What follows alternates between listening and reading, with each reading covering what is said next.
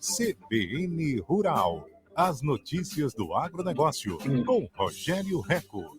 Oferecimento. Cocamar. Cooperado e cooperativa crescem juntos. Plant Center. 35 anos ao lado do homem do campo. Usina Santa Terezinha. Unicampo. Cooperativa de Trabalho Agronômico. E Rodotop. Terceirização de frotas.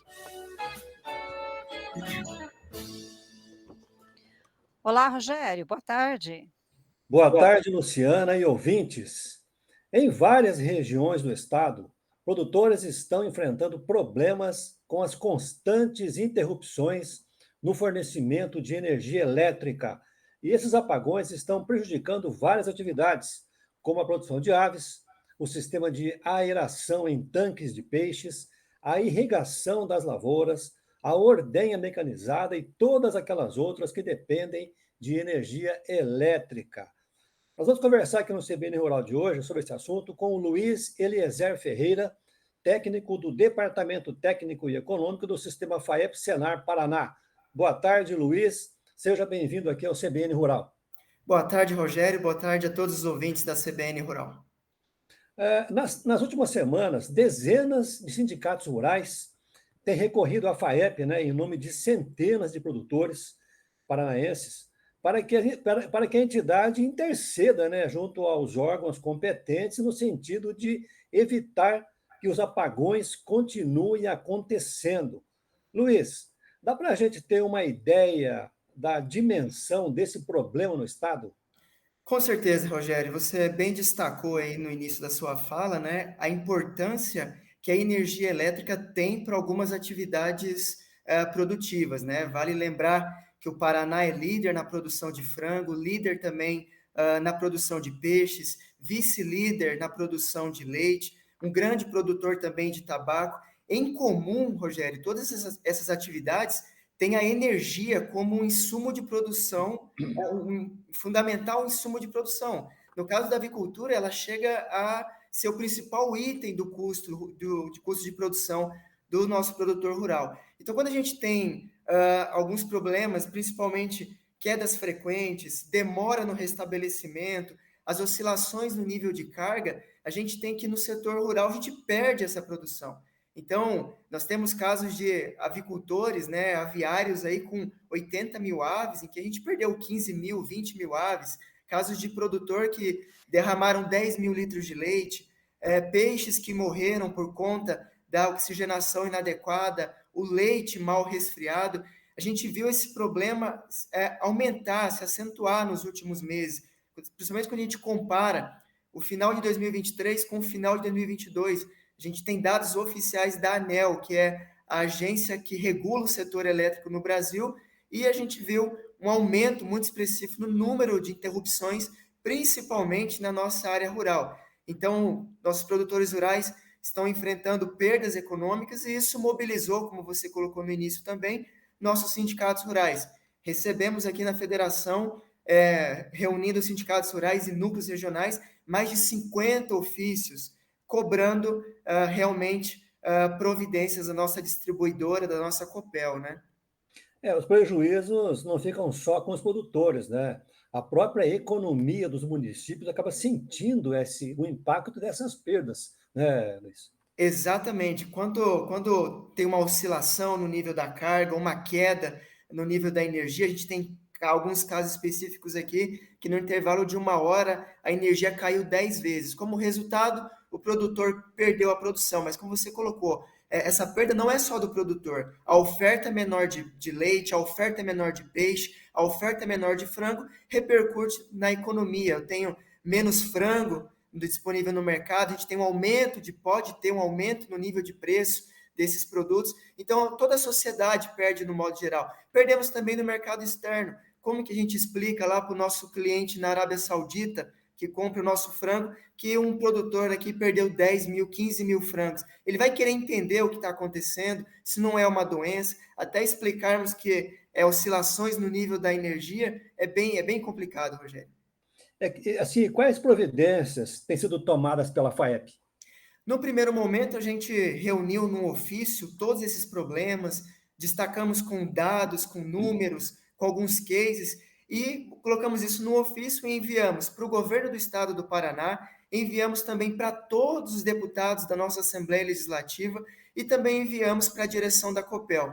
Já temos um diálogo aberto com a Copel, com a distribuidora, nós estamos discutindo caso a caso, regiões com mais dificuldades, estamos cobrando da Copel algumas providências, alguns deputados também têm cobrado a distribuidora, inclusive levando em consideração as informações que estão no nosso ofício. A gente tem deputados, inclusive, de diferentes espectros políticos, de direita, de esquerda, independente. Todos estão também mobilizados em cobrar a distribuidora uma melhora na prestação do serviço. Principalmente, Rogério, com relação à poda de árvore, à manutenção das redes. Muitos produtores têm relatado que são galhos que provocam essas diversas quedas frequentes, o galho bate-se, enquanto o galho estiver ali, a gente vai ter queda na energia, principalmente na região oeste do estado, que é onde estão concentradas essas atividades que utilizam muita energia na produção, principalmente o nosso frango e o nosso peixe. Quer dizer que a região oeste é a região que está tendo mais problemas com a falta de energia elétrica, né? Isso mesmo, é a região oeste, é justamente lá que estão concentrados a produção das atividades que são intensivas no uso de energia. Esses apagões no fornecimento de energia elétrica já vinham acontecendo há algum tempo, sem que houvesse uma divulgação, ou se intensificaram agora nos últimos meses, Luiz? Rogério, houve sim uma intensificação no último quadrimestre de 2023. Antes disso, também já ocorriam com certa frequência, a gente conseguia tratar isso nesse diálogo que temos, né, a federação diretamente com a Copel, com a distribuidora, mas ocorreu um aumento muito expressivo. A gente tem dados oficiais aqui, aumento de 23% no número de interrupções no serviço de distribuição no comparativo do último quadrimestre de 2023 com o igual período de 2022. Então, não foi mais possível esse diálogo, digamos assim, no varejo com a distribuidora. A gente precisou ir mesmo pro atacado, né? A gente precisou ter uma conversa mais ampla, uma provocação no sentido de, distribuidora, como é que está a manutenção das redes? A gente tem cobrado esses dados, as informações da distribuidora. Para você ter, a gente tem um dado aqui muito interessante, Rogério, que é o seguinte: o consumidor da classe rural do Paraná fica em média 30 horas por ano sem energia. Enquanto que o consumidor da classe residencial, esse mesmo indicador, essa média é de 7 horas. Não é um número adequado, né, para a classe rural. 30 horas, um produtor de frango sem energia, ele vai perder a produção. Ele tem lá o gerador dele, inclusive ele não consegue instalar, buscar crédito no banco para ampliar o seu aviário ou construir uma nova planta sem que ele tenha o gerador. Só que esse gerador, Rogério, ele é para ser utilizado por 2, 3 horas. E quando ele é acionado, a gente tem um custo com o diesel para o produtor rural e a própria distribuidora deixa de faturar. Ou seja, a distribuidora de energia, a Copel, está perdendo dinheiro ali para um equipamento, para um gerador. É uma situação bem complicada. Então, houve sim uma intensificação no último trimestre de 2023. A distribuidora tem argumentado que foi por conta das adversidades climáticas. Claro, o clima é uma variável importante nessa conta, mas não a única, não a principal, e a gente tem cobrado um resultado, respostas mais adequadas da distribuidora. A gente tem dialogado, o diálogo é bastante importante nesses momentos, e a gente espera que a gente tenha uma melhora aí nos próximos meses da prestação desse serviço, que é tão importante, não só para o produtor rural, mas também para toda a sociedade. Podemos deduzir, então, que a Copel não tem realizado investimentos, feito a manutenção em infraestrutura, né?